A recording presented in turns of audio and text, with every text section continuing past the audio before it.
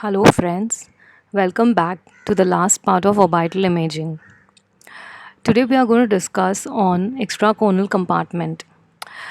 The extracornal compartment is located between the muscle cone and the bony orbit.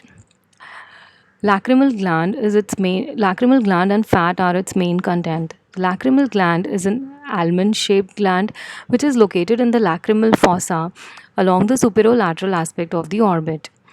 The lacrimal gland is divided into two parts. The anteriorly we have the smaller or the palpebral part, and the deeper one is the orbital part, which is separated by the aponeurosis of levator palpebrae superioris muscle.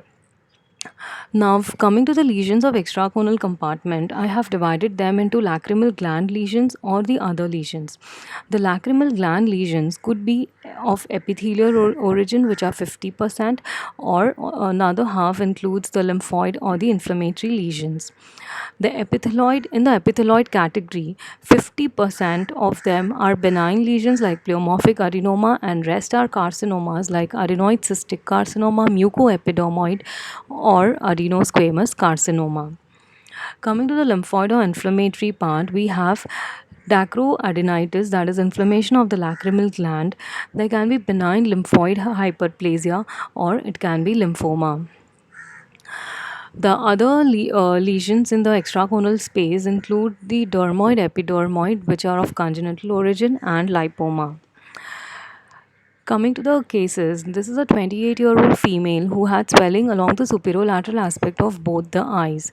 So, what do we see here? We see enlarged, homogeneously enhancing enlarged lacrimal gland. So, this is actually chronic. This turned out to be chronic dacroadenitis. That is, there is diffuse and elongated enlargement of both the lacrimal glands. Similar findings could be seen in sarcoidosis, Muculis syndrome, thyroid ophthalmopathy. However, as we noticed in the last lecture, thyroid ophthalmopathy will have other important findings of involvement of the extraocular muscles, etc. Vaginous granulomatosis and pseudotumor. However, pseudotumor would be usually unilateral and it would cause painful swelling. Coming to the lacrimal gland tumors, this is our most common benign tumor, that is pleomorphic adenoma, and it shows it is hypointense on T1, hyperintense on T2, and it shows homogeneous post contrast enhancement, similar characteristic as we see in the parotid gland tumor. Now, coming to the malignant tumors of lacrimal gland, this is a lacrimal adenoCA. The patient actually had this is a 40-year-old female who was a known case of lacrimal adenocarcinoma, and hence you see this defect here. So this is post surgery. So here we have the recurrence of the tumor, which is involving the extracornal compartment, the lacrimal gland, as well as infiltrating the bone here and infiltrating the surgical site. So you see how homogeneously it is enhancing. Coming to the other lesions of the extracornal compartment, so this child had a well defined rounded nodular lesions in the superolateral aspect of the orbit. The lacrimal gland is noted separately and the lesion is anterior to the lacrimal gland. So basically it is seen in the subcutaneous plane. It is hyperintense on T1 and it has a well defined rim. This was a dermoid lesion. So, well encapsulated fat signal intensity. Sometimes dermoids may show fat fluid level, calcification, etc. Bony remodeling or scalloping may be noted. This is a 4-year-old male who came with proptosis, painless proptosis, and we see a well defined lesion which is located in the superior aspect of the orbit, mainly located on the medial side. And these are the diffusion images. It is showing restricted diffusion. The lesion is showing homogeneous enhancement and homogeneous T2 hyperintense signal. Notice the lesion is involving the extraconal as well as the conal part. So, mainly because the lesion is showing restricted diffusion, by you have to think of a malignant lesion like rhabdomyosarcoma. So because of restricted diffusion, biopsy was considered and this turned out to be rhabdomyosarcoma. As we saw in the younger generation, when we have restricted diffusion, rhabdomyosarcoma is most common in adults. Like this is a 50-year-old male patient who had proptosis, and we see homogeneously enhancing masses, which are located along the lateral aspect of the orbit, mainly in the extracornal compartment.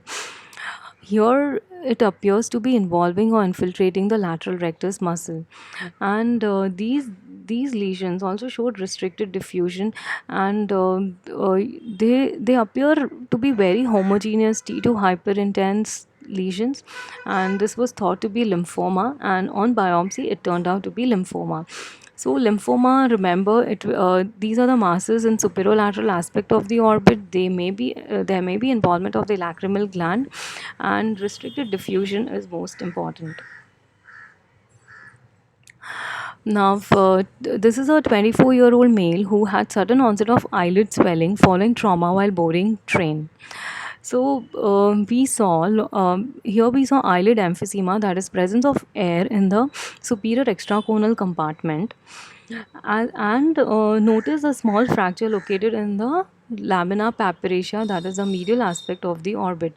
So this is basically medial blowout fracture of the orbit. The blowout fractures are also common in the inferior aspect of the orbit or the inferior bony wall.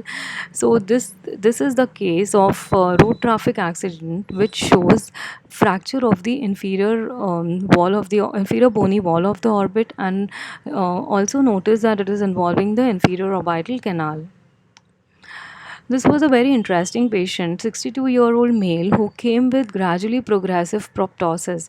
And what do we see here? We saw absence of lamina papyracea. This is actually called dehiscent lamina papyracea, and there is herniation of the extracornal fat as well as the part of the medial rectus muscle into this defect.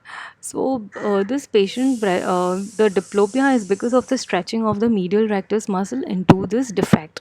So this is called dehiscent lamina papyracea. It can be congenital or acquired. Acquired is usually after trauma or surgery, and the muscle can be thickened or edematous because of irritation, stretching, and later may show atrophy. So remember, you have to mention this in your report because this can provide direct entry of the instruments into the orbit while doing FAS surgery. This is another patient who showed and homogeneously enhancing lesion along the inframedial aspect of the orbit. So this is basically involving the lacrimal sac, and this is the nasolacrimal duct, which also showed some enhancing material. So this was actually inflammation of the lacrimal sac as well as the lacrimal duct with secondary infection because of the obstruction to the distal nasolacrimal duct. So this is dacrocystitis as compared to dacroadenitis when there is inflammation of the lacrimal gland. This is a 7-year-old girl who had fever, headache, and swelling of the left eyelid and forehead. So, we see extensive sinusitis. There is maxillary sinusitis as well as ethmoid sinusitis. And also, notice here we see some collection in the superior aspect of the orbit. Notice on the sagittal images, post contrast images, the peripherally enhancing collection located in the superior extracornal compartment. Also, see there is enhancement of the frontal bone here, so therefore, this is frontal osteomyelitis along with some abnormal enhancing soft tissue anterior to the frontal bone. Also notice there is dural enhancement.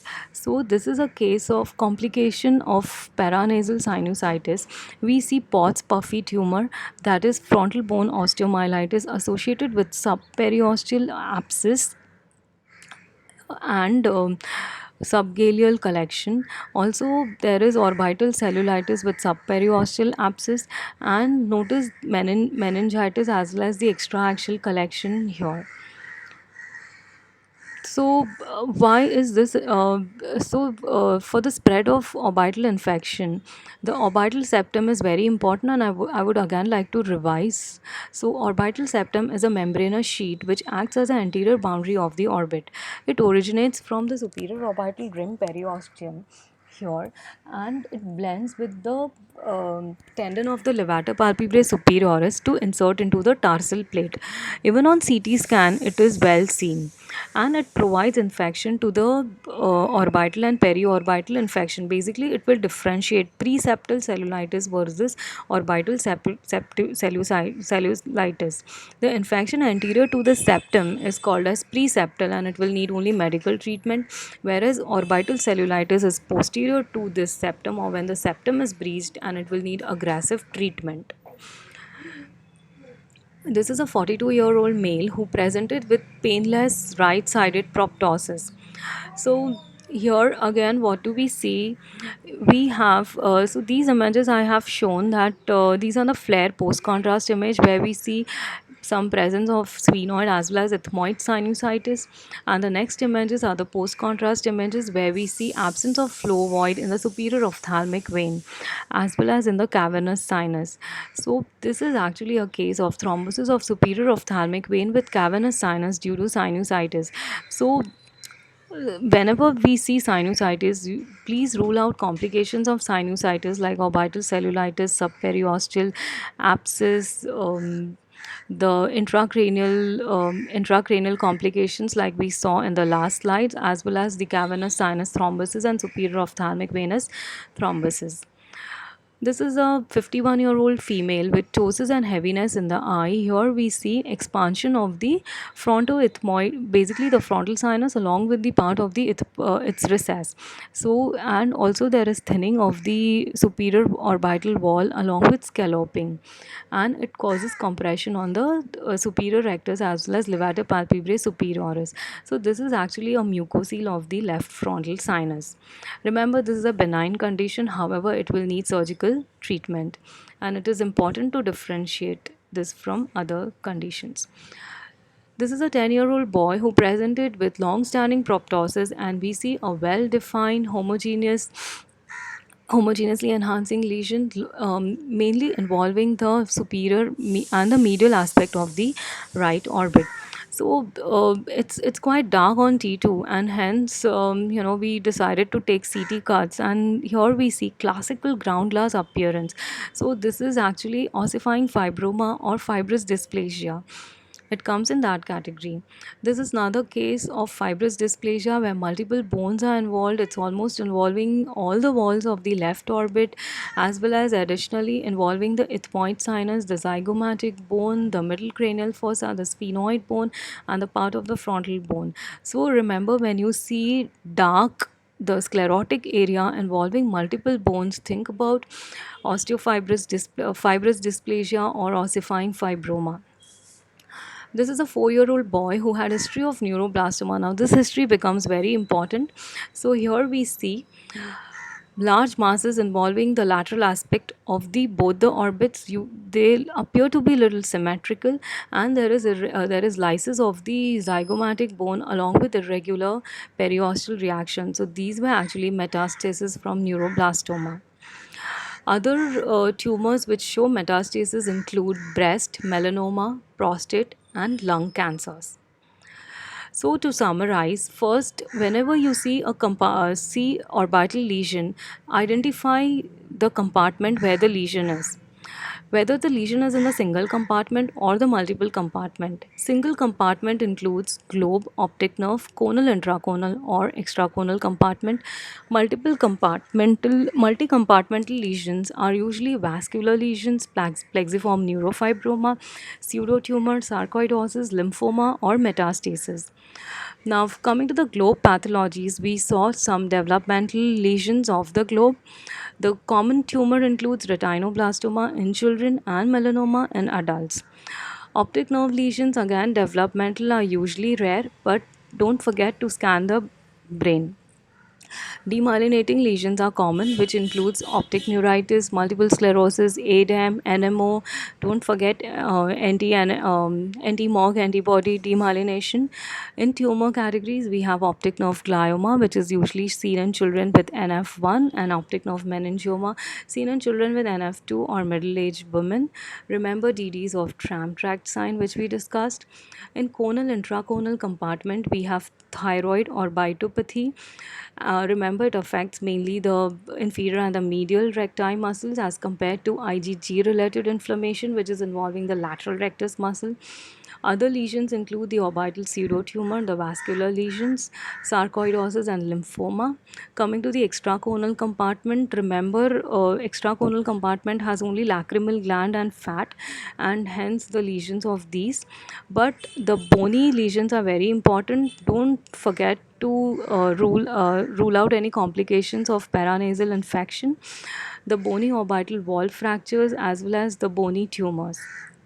Characterized based on morphology and signal intensity, T1 hyperintense means it's fat, blood, proteinaceous secretion, or melanin. Look at all foramens, fissures, and canals. Don't forget to see the flow voids in the vessel, and of course, the clinical history is very important in diagnosing. Thank you so much.